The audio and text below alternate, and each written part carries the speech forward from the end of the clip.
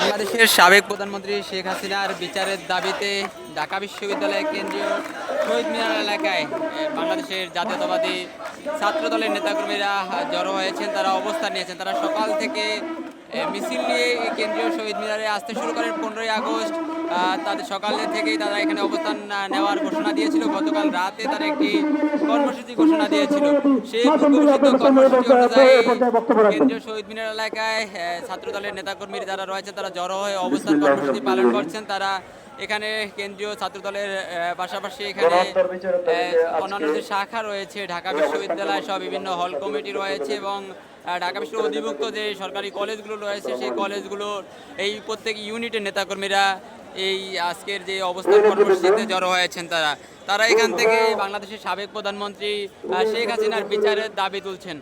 চলমান কোটা সংস্কার আন্দোলনকে ঘিরে যে সহিংসতা সংঘাত হয়েছে সেখানে যারা নিহত হয়েছেন তাদের হত্যার বিচারের দাবি তুলছেন।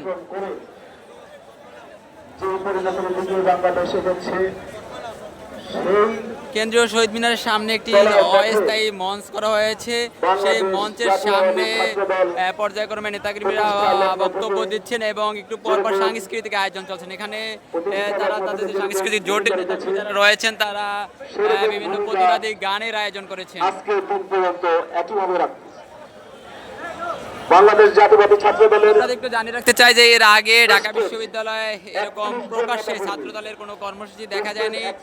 দীর্ঘদিন পরে স্বৈরাচার শেখ হাসিনার পতনের পরে এই প্রথমবারের মতো কেন্দ্রীয় শহীদ মিনার এলাকায় ঘোষণা দিয়ে ছাত্র দলের নেতাকর্মীরা জড়ো হয়েছেন। তারা এখান থেকে সাবেক প্রধানমন্ত্রী শেখ হাসিনার বিচারের দাবি তুলছেন। কেন্দ্রীয় শহীদ মিনারে বিক্ষিপ্তভাবে বিভিন্ন ইউনিটের শাখার নেতাকর্মীরা বসে জড়ো হয়ে অবস্থান নিয়েছেন। তারা বিকেল 5টা পর্যন্ত এখানে অবস্থান নেবেন বলে আমাদেরকে জানিয়েছেন।